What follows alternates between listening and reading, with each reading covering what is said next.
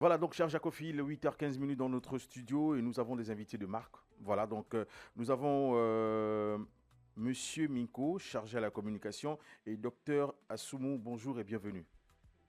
Vos micros, on va les ouvrir. Bonjour et Voilà, c'est bon. bienvenue. Bonjour. Vous Bonjour, allez bien? merci, ça va, ça Je va. pense que c'est la première fois à Jaco FM. Ouais, c'est la première fois. On a l'impression d'être un peu en forêt, hein. Ouais, Le studio, ça va? ouais, ça va très bien. Ouais. Docteur, les couleurs peuvent aussi jouer, peuvent avoir un impact on va dire quoi? Dans la pensée ou bien dans le corps humain? Oui, les couleurs. Oui, ça peut influencer Oui, ça peut influencer L'humeur, l'humeur. exact. influencer beaucoup de choses. Mhm. D'accord. C'est un peu coloré le studio, hein. Oui, très coloré. Comment vous J'aime trouvez? bien. J'aime bien. D'accord. Alors, cher invité, avec vous, nous allons parler du dîner de gala de charité en faveur de la lutte contre les troubles visuels non corrigés en milieu scolaire. Et on rappelle également Voilà. que vous faites partie de la fraternité des pèlerins, c'est bien La ça? fraternité Les Ah, Pèlerins. les pèlerins. Les D'accord. pèlerins. Ouais. Mhm. Alors, docteur, si vous nous en parlez un peu, qu'est-ce qu'on entend par la lutte contre les troubles visuels non corrigés en milieu scolaire? Bon, les troubles visuels, je veux dire. Alors, merci beaucoup. Mhm. Alors, on parle de troubles visuels, c'est les difficultés de la vision, essentiellement chez les enfants. C'est ça D'accord. notre sujet ce matin. Mhm. Les enfants ont des difficultés à voir. Et il y a des D'accord. répercussions énormes. Mhm. Aussi, bien sûr, leur apprentissage, Ouais. retard scolaire et puis leur comportement. Mhm. Donc, c'est une urgence. Il faut qu'on en parle et qu'on prenne conscience de tout cela. D'accord. Alors, le chargé à la communication, Monsieur Minko, on rentre dans le vif du sujet. Si on en parlait de ce dîner de gala, ça va se passer où et comment faire pour participer? Le dîner de gala aura lieu au Radisson Blu Mhm. le 19 décembre 2025. D'accord. C'est un dîner de gala, comme vous venez de le dire, qui tourne autour d'une cause, Mhm. la lutte contre les troubles visuels en milieu scolaire. Mais pourquoi le choix de la trouble visuelle en milieu scolaire? Vous avez un proche qui a été touché? Non, pas un proche. Il faut dire que la fraternité Les Pèlerins organise ce type d'événement. Ça fait 6 ans par là. Ah, 6 ans. Nous étions partis sur la base des dîners d'action de grâce. En tant que chrétien, on se dit en fin d'année, après avoir vécu une année où on a du bon et du mauvais, on se dit en fin d'année, il faut rendre grâce à Dieu. Oui. Donc, on était sur la base des dîners d'action de grâce. Et il y a 2 ans, on s'est dit pourquoi ne pas associer une cause à nos dîners de fin d'année ou début d'année. Donc, depuis l'année dernière, nous sommes dans des dîners de gala de charité avec une cause bien précise. L'année dernière, nous avons organisé un dîner de gala. C'était en faveur de la lutte contre l'épilepsie. D'accord. Contre l'épilepsie. Et cette année, on s'est dit pourquoi ne pas, avec l'aide de nos médecins conseils, ne pas repartir sur cette base parce que l'année dernière, ça a été franchement un succès. Mhm. Et cette année, grâce à nos médecins conseils, on est tombé d'accord sur cette cause parce que ce que le docteur peut-être n'a pas évoqué, c'est que c'est parti d'une étude sur la base de 6 établissements scolaires à Libreville où 3500 enfants ont été consultés Ouais. et 1,8, je pense que le médecin reviendra Ouais, exactement sur sur les chiffres, Ouais. Mhm. étaient touchés par les troubles visuels. Donc, on est parti sur cette cause. Voilà, exactement. Enfin, Alors- c'est pas, ça vient pas d'un proche. D'accord. Alors, je vous ai bien suivi dans votre développement. Monsieur Minko, la jeunesse, ce n'est pas seulement Libreville. Là, on parle de la 7e édition parce que vous venez de dire que votre projet existe depuis 6 ans, c'est ça? Oui, oui, oui. Alors, est-ce que vous avez pensé aussi à ces jeunes qui ont des troubles visuels à l'intérieur du pays, chez moi à Lambaréné par exemple, ou bien à Oyem? C'est parce qu'on parfois on dit que ces jeunes à l'intérieur du pays sont parfois oubliés. Est-ce qu'avec votre association, avec votre mouvement, avec votre événement, vous comptez vous déporter à l'intérieur du Et pays? justement, voilà pourquoi le but du dîner gala de charité. C'est vraiment pour lever un maximum de fonds parce que autour de cette cause, nous voulons sensibiliser, nous voulons mener une campagne à l'échelle nationale pour sensibiliser, continuer avec des consultations, pas uniquement à Libreville, à l'intérieur du pays, dans les autres provinces du Gabon. Consulter après ce dîner de charité, avec les fonds que nous allons lever, c'est d'organiser une caravane, une campagne nationale pour des consultations, les conseils, la formation des enseignants, parce que ce sont eux qui sont en réalité, avec des parents qui sont en contact avec ces enfants D'accord. au quotidien. D'accord. Donc, Le projet vise véritablement à lever des fonds pour mener une campagne nationale pour détecter ces troubles, apporter les lunettes de correctrice de vue. C'est exactement ça le but de ce dîner De gala. de gala. Et comment ça va se faire la répartition des lunettes? Et quels sont les établissements ciblés pour cette 7e édition?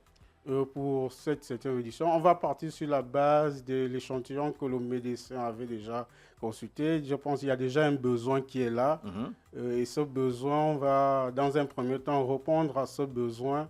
Et par la suite, ce que nous aurons qui va rester comme fonds, c'est pour continuer les sensibilisations, les consultations dans d'autres établissements de la capitale et l'étendre à l'intérieur du pays. D'accord. Je vois le thème ici, un thème très...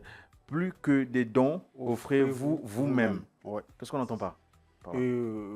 En réalité, la fraternité, les pèlerins, comme on le dit chez nous, en fait, nous sommes de passage sur terre, nous n'appartenons pas à ce monde, mais il serait bien qu'en partant, nous laissons quelque chose, une marque. Donc on donne sans rien attendre en retour? Oui, sans rien attendre sans rien attendre en retour. D'accord. Aller au-delà de ce qu'on prévoit souvent de donner. Bon, généralement, quand on va dans les lieux de culte, à la messe, on prévoit déjà faire une quête, une offrande. On se dit, on fixe ça à 5 000. D'accord. Pourquoi ne pas se surpasser? Parce qu'en réalité, quand nous allons partir, nous allons pas emporter ce que nous avons comme bien, tout ce que nous avons.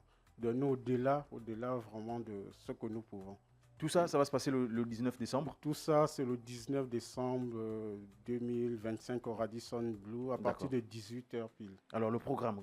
Le programme, c'est nous avons une partie de sensibilisation. Il y aura la sensibilisation avec le médecin. D'accord. Et l'autre partie, nous avons des chantres que nous avons invités d'ici et d'ailleurs.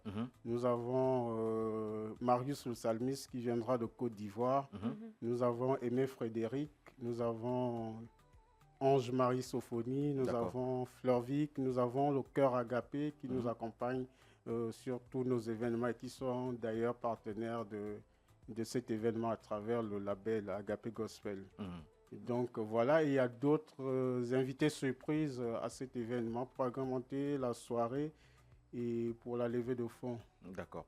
Alors docteur, sûrement il y a des personnes, des parents qui découvrent votre événement à l'instant, vous êtes sur Jaco FM, qui ont sûrement un enfant qui souffre des troubles. Alors sûrement vous avez déjà répertorié des enfants pour cet événement, pour cette 7e édition. Est-ce que s'ils viennent le 19, ils pourront être consultés par vous, docteur? Le 19, comme on vient de le dire, c'est le dîner gala. Dîner gala, oui. Alors, comme disait M. Miko, nous avons déjà fait une enquête en amont, donc un dépistage.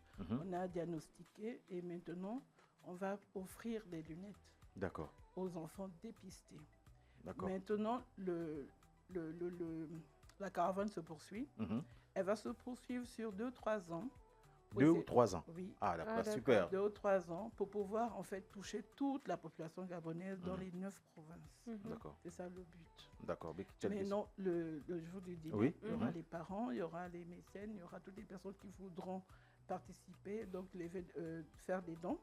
Et ces dons vont nous permettre de réaliser ce qu'on veut. D'accord. Mais le jour même, c'est juste élégance, partage et encouragement. D'accord, mais un parent peut venir avec son enfant. Docteur, voilà mon enfant, je viens de vous aider, je suis à Jaco FM.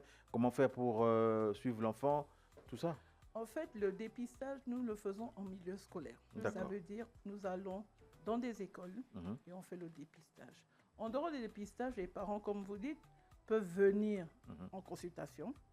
Je suis praticienne au centre hospitalier universitaire d'Ovendo, à la Polyclinique Kappa. Ils peuvent venir de façon volontaire avec leur enfant. On va faire le dépistage, le diagnostic. On verra comment offrir aux nécessités. D'accord. D'accord. Donc, si je comprends bien, on n'est pas obligé de participer au dîner de gala pour contribuer à la campagne. Parce que, bon, pourquoi je demande? Parce que là, je vois entrer... Pour participer au dîner, l'entrée standard, c'est 25 000 et VIP, 60 000. Parce que quelqu'un pourrait se dire, moi, je veux bien... juste donner mon don. Et je n'assiste pas au dîner de gala. Voilà. Oui, et exactement, nous avons déjà noté ces cas-là, des gens qui nous appellent pour juste vouloir participer en anonyme. Ceux-là qui n'aiment pas la fête. Oui, des gens qui n'aiment pas la fête. Ils donnent, qui n'ont pas le temps, qui ne seront pas à Libreville à cette période. Les gens peuvent véritablement participer. Ça ne se limite pas aux personnes qui sont uniquement présentes le 19 au Radisson Blu, mais ça va bien au-delà. Après même, on continuera toujours à collecter des fonds. Donc, ces personnes peuvent nous contacter au 077 55 59 56. Et le 076 37 00 26. Oui, exactement. D'accord. Donc, pour faire un don, pour prendre un billet. Prendre un billet, on va dire, c'est participer déjà à 25% ou 50% pour l'achat des lunettes correctrices de vue, parce que je pense que c'est fixé à 100 000 francs. Si Ouais, je me avec trompe. 100 000 francs, on a droit à une paire de lunettes gratuites, à une consultation et un suivi de l'enfant. Avec 100 000 francs, on a droit à une paire de lunettes gratuites et une consultation. On a vu avec un lunetier, pour ne pas dire un opticien, et c'est ce qu'il donne comme contribution. Lui dit, j'offre une paire à ce prix-là. D'accord.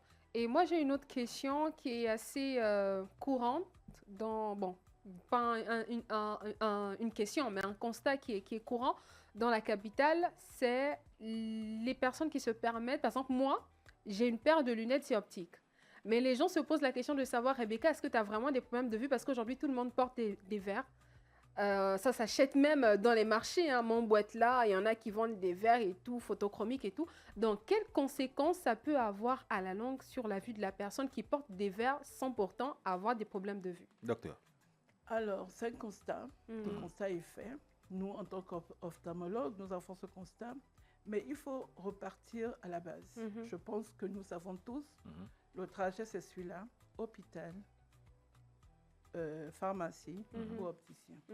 On part de chez soi, on va voir le médecin qui fait son test, son analyse. Il vous dit si vous avez besoin ou pas. Et après, on va se procurer. Mais il a besoin qu'il se lève tout seul. Tu vois, c'est pour blaser, docteur. Voilà, il fait son choix. C'est devenu un accessoire. Voilà, Ouais. un accessoire de beauté, même pour les femmes, et d'ailleurs les hommes aussi. Mais je préfère que les gens soient plus consciencieux et qu'ils viennent en consultation et que l'on dise qu'il y a un souci. Super. Alors, un dernier mot par rapport à l'événement pour encourager encore toutes ces personnes qui hésitent peut-être? Alors, je voudrais dire aux parents, faites dépister vos enfants. Parce qu'un enfant qui ne voit pas bien, c'est un enfant qui ne va pas bien apprendre. C'est un enfant qui va être agité. C'est un enfant qui va se plaindre de céphalée. C'est un enfant qui ne va pas être bien en général. Je dirais aux enseignants d'être plus vigilants par rapport aux enfants. Les enfants qui se plaignent, les enfants qui se disent « maîtresse, je ne vois pas bien », d'interpeller les parents et que les parents les amènent en consultation. D'accord, super. Mais est-ce qu'un parent qui... Là, on parle de la caravane, c'est une très belle initiative, il pourra en profiter. Mais ces parents-là qui ont des enfants avec des troubles de vision, mais n'ont pas les moyens forcément de pouvoir aller se faire consulter dans un hôpital, dans une clinique, est-ce qu'à la longue, ça peut produire... en fait, la personne peut devenir aveugle de manière tragique, s'il faut dire ça comme ça? Alors, jusqu'à aujourd'hui, ma lutte, c'est depuis 2016, quand je suis rentrée, tout dépistage était gratuit. Les consultations ont été gratuites. Maintenant, on se heurte au fait que les parents ne peuvent pas s'offrir des lunettes, ne peuvent pas s'acheter des lunettes. Et c'est pourquoi la Fraternité Les Pèlerins vient en aide. Vient pour lever ses fonds, pour permettre aux enfants nécessiteux d'avoir leurs lunettes pour pouvoir avoir des résultats scolaires favorisant. Alors, comment vous saurez que cet enfant-là est d'une famille démunie? Alors, jusqu'à aujourd'hui, le dépistage s'est fait dans des écoles publiques. La majorité. Tous ceux qui apprennent au public ne sont pas forcément démunis. Et pour ne pas exclure certains, on est dans les écoles privées. Alors, on insiste sur le fait que les enfants nécessitent. Parce que si on peut offrir à nos enfants nos lunettes, qu'on le fasse et qu'on ne laisse pas la chance à celui qui ne peut pas s'offrir de pouvoir les avoir. Non, parce que soyons quand même honnêtes. Il y a des parents qui peuvent se dire, bon, j'ai peut-être l'argent là pour acheter une lunette, mais... Comme on a dit qu'il y a le dîner là, je vais aller prendre mes lunettes gratuitement. Voilà, je veux faire autre chose avec mon argent, quoi. Oui, la population, on connaît. On veut tout ce qui est gratuit.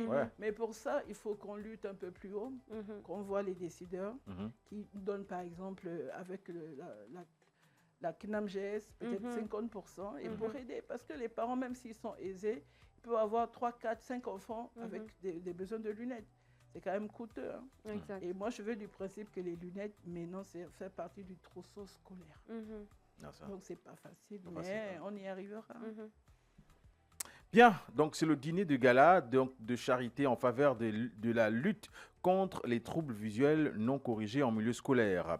Donc, il y aura lieu donc, le 19 décembre 2025 à partir de 18h. Voilà. Pour plus d'informations, 2 entrées téléphoniques, chers auditeurs, à l'écoute de cette émission, vous avez le 076 37 00 26. On va aller très lentement pour les numéros. 076 37 00 26. 077 55 59 56. L'événement aura lieu du côté du Radisson Blu.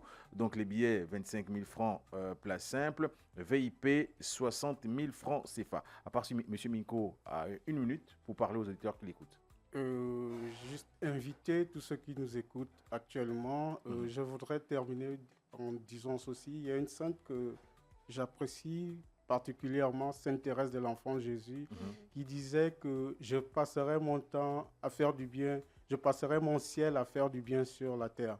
Donc, c'est l'invitation que j'envoie à tous ceux qui nous écoutent, tous les auditeurs de Jaco FM. La ZIC au cœur du Gabon. La ZIC au cœur du Gabon, de contribuer où qu'ils se trouvent actuellement en prenant un billet, en offrant des billets à une personne, à une communauté pour participer. En le faisant, la personne donne la chance à un enfant de mieux apprendre, de mieux progresser, de mieux réussir son avenir.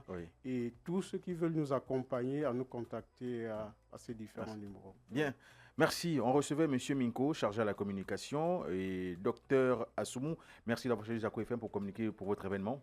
Lorsque besoin se fait ressentir, on en reste toujours ouvert. On est là. On est là. Allez, merci. Transition musicale et pour la suite de l'émission. Jaco FM 98.3. Jaco FM.